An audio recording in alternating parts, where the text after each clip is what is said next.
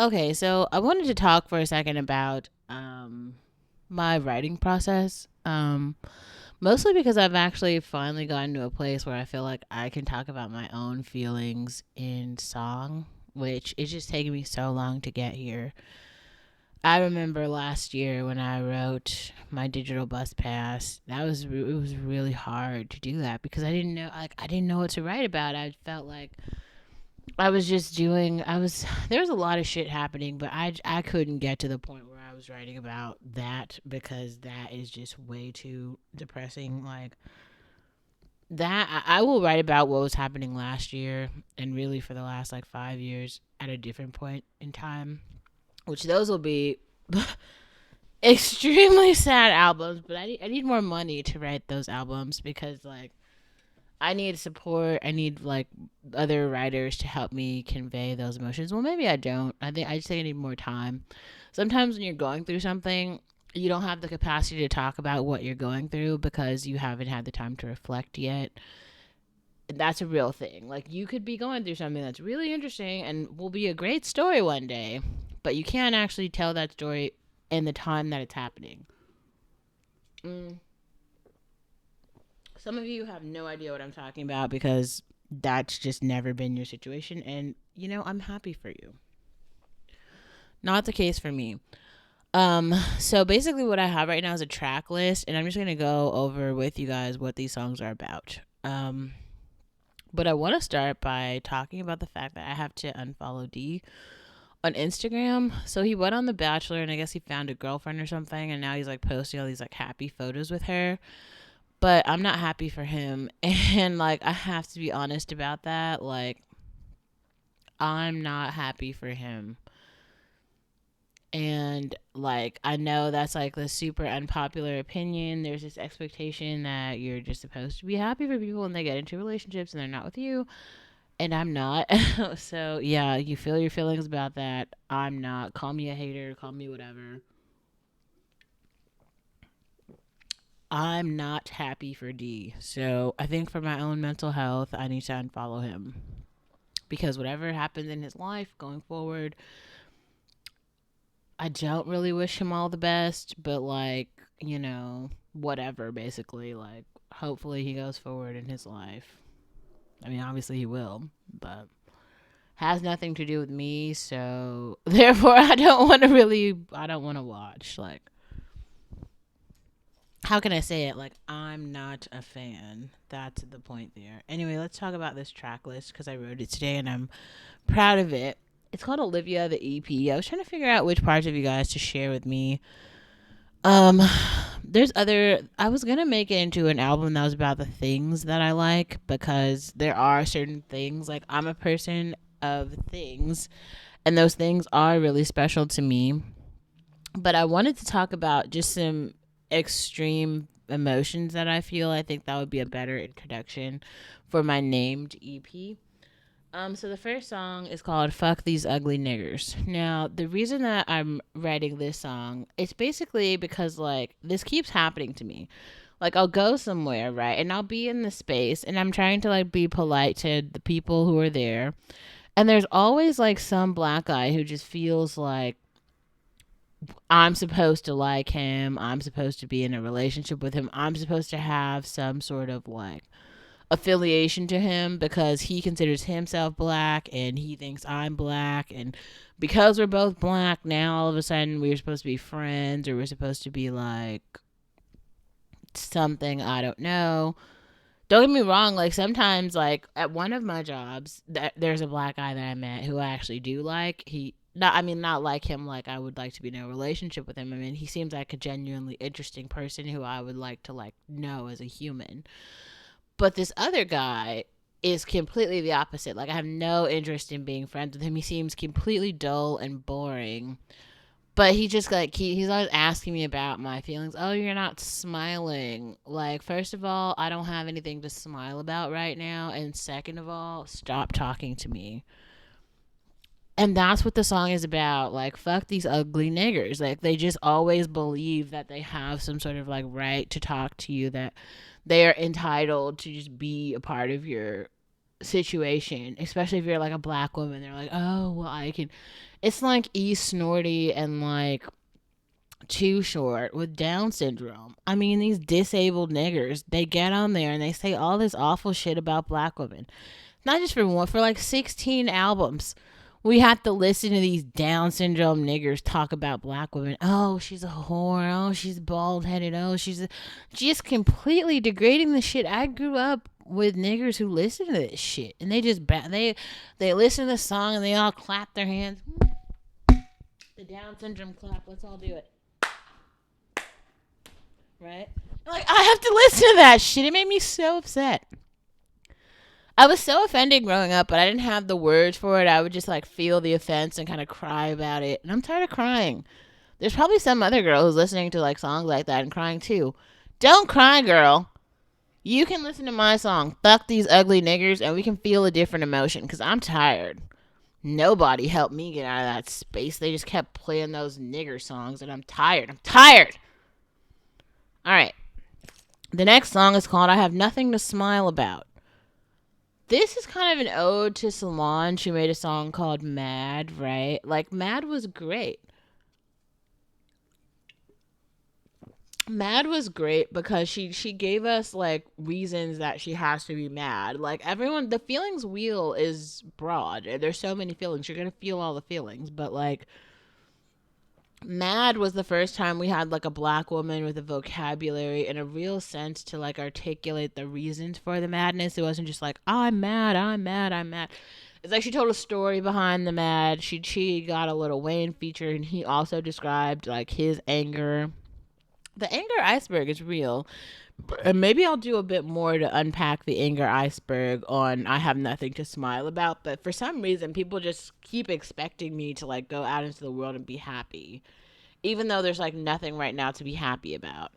Things that make you happy because maybe your whole life you didn't have them and then you finally got them and now you feel this sense of like accomplishment. I don't feel the same thing. I'm sorry. I didn't grow up in like a dirt tent in India or like a cave in sub-Saharan Africa picking diamond mills or something. I'm sorry. That was just not my personal experience. So having an apartment, a job, and a bus pass and the ability to buy food is just not giving me the same like ode to joy that I feel like it's giving some of you. And I'm black, so feel your feelings about that. The next song is called Don't Speak to Me. The idea here is like, I know that like we're all humans in the world, and like people feel like should just like if they see a person they're taught to be polite and to be nice. Please don't be nice to me if you don't like me. If you don't like me, you can do this. Here's what you should do. Like, walk around, walk past, you can gently give a little, like a little fake smile. That's fine. I appreciate that.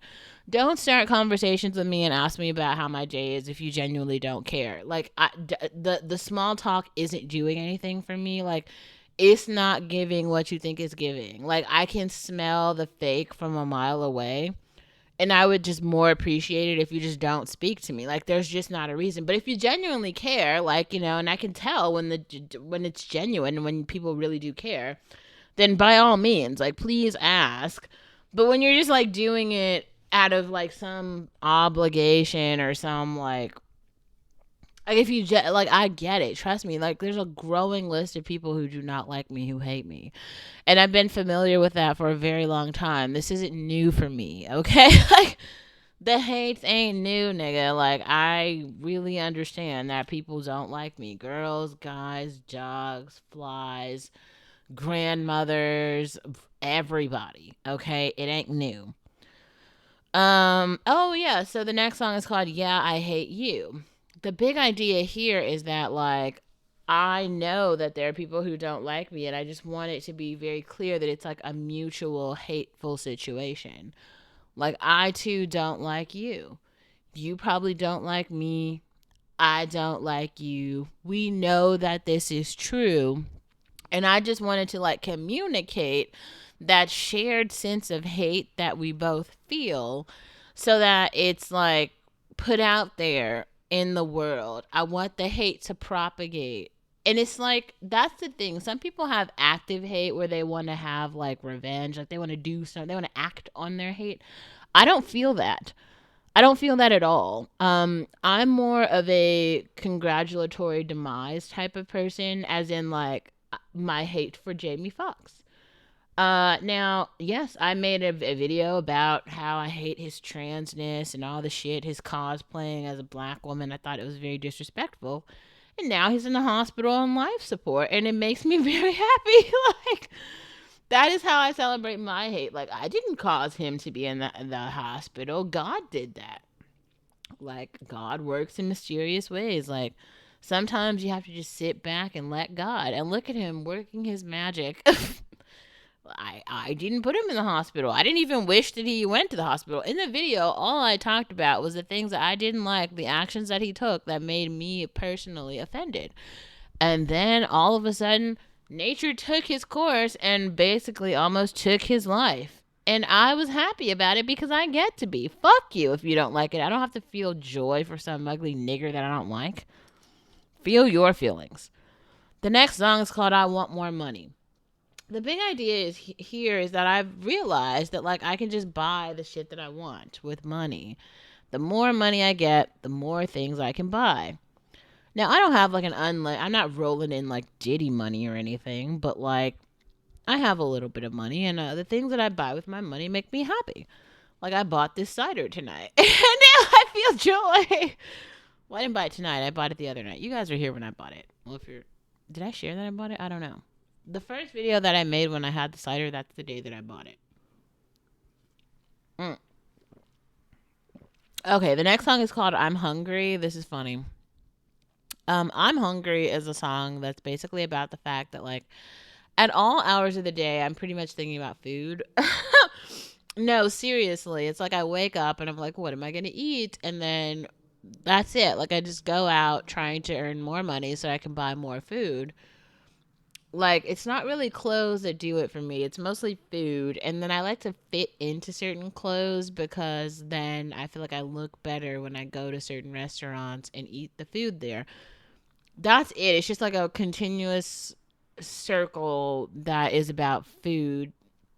Going to get food, planning to get food, eating the food, thinking about the joy that the food brought me. I don't know. Like, that's the whole thing. Like, that's kind of my whole purpose. Okay, the next song is called I'm Going to Scream. This song is heavily inspired by the Michael Jackson and Janet Jackson song Scream, where they, are talking about like how society makes them so upset. So they were like, they want to scream. This song is I'm Going to Scream. It's in a different place. Like, the screaming for me has actually happened. Like, I've done a lot of screaming. I scream a lot. I just go outside, I go to the park, and I scream. Other people don't like it. It makes them uncomfortable. Fuck them. Like, this is not about them. This is about me. Okay, if I want to scream, I'm going to scream. So it's like the action of having the scream, processing the scream, understanding after the scream has happened how it made me feel. Like, some actions just seem so, like, unacceptable for black women. But you guys, if you're watching this channel, just know, if you're looking for the black girl who's, like, done white girl shit that, like, is not acceptable in the black community, look no further, because you found her. Like, I'm the person who blew up her mother's car when she got mad. I can't even find any video footage because so many things, like, trickled down and happened after that I can't, like, if I had the means to, like, record what happened. I think I still have, like, the insurance policies of fixing my car after that happened, but yeah, that's how I processed my anger, and that shit worked because I felt better. So whatever. Okay, so the next song is called What Alanis Said. Now, I bought Jagged Little Pill. Jagged Little Pill, they've actually turned it into like a Broadway theater play at this point, which makes sense because Jagged Little Pill was written when Alanis was kicked off of her like record label, and she just wrote basically in this honest way about how she was feeling at that moment in time. And it was like maybe the first time we had seen like a, there's so many supermodels that when you listen to them and they talk about albums that have inspired their life, like Cindy Crawford actually talks about how Jagged Little Pill inspired her in these ways that were like incredible. Like Jagged Little Pill is one of her favorite albums. If you didn't know that, you should go listen. She'll tell you herself. Okay, the next song is called Olivia's Sentiment. The reason that I wrote this song is about Olivia Rodrigo's album Sour and how relatable it is, because like from brutal to traitor to jealousy, one step forward and three steps back, there's so many songs on that album that really could help you process some feelings as a girl that like I just haven't heard anyone else talk about it like that. It's talking about like the breakup after you've broken up with someone. It's like a therapy session, man. It just really helps you like understand, the honest feelings of like that a girl feels once the breakup happens. And it's like the album that I needed that album when I was in high school. Like when I was a senior, when I was maybe like a junior, I needed Olivia Rodrigo's album Sour in ways that like I can't explain. Like I searched for women with voices and there weren't any. And there still actually aren't black girls, so I'm trying to be at least a part of that solution. Okay, so then the next song is called Beyonce's Respect. Now there's so much I could say about Beyonce's cultural significance, but that song is actually not about that. It's more about like just respecting her work ethic and the accolades that she's earned right now. Like it's about acknowledging the fact that she's gone from Destiny's Child and Nickelodeon to solo B Day to like all of the other albums in between, for on the Run tour to Renaissance. And like Renaissance is a place that the album, the tour, the house, all of it is like this gradual upward progression where she is like getting what the fuck she deserves. And I want to give Beyonce her flowers and her respect right now.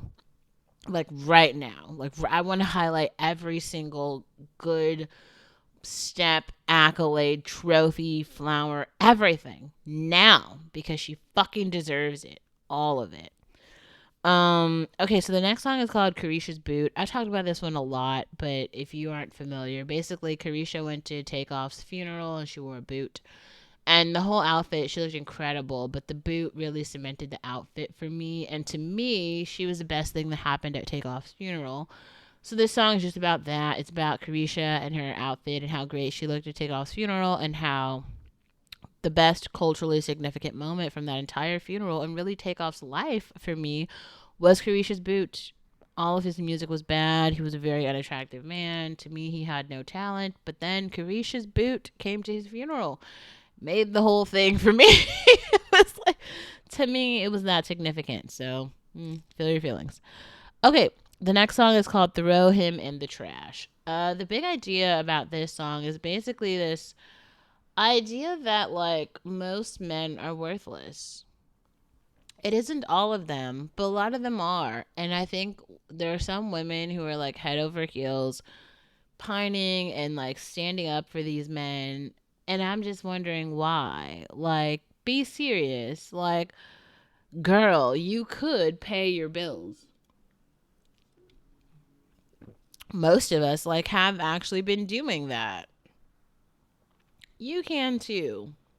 Um, so, like, if you're doing that, I'm just wondering, like, why are you putting the feelings or really ideas, thought of really anything about a man in your vocabulary, in your time? Like, why are you giving these men time? I wonder. I genuinely wonder because they're not worth it. They're not worth the time. So, just want to make a song about that. The next song is called A Bath. Now, for me, at the end of the day, when I get home, when I'm stressed out, I hop in the bath. The bath feels good. I soak in the bath. I think about things. I listen to an album. I feel good. It's a way of like processing. It's a way of like decompressing. It works. It helps. I think that you should do it if you,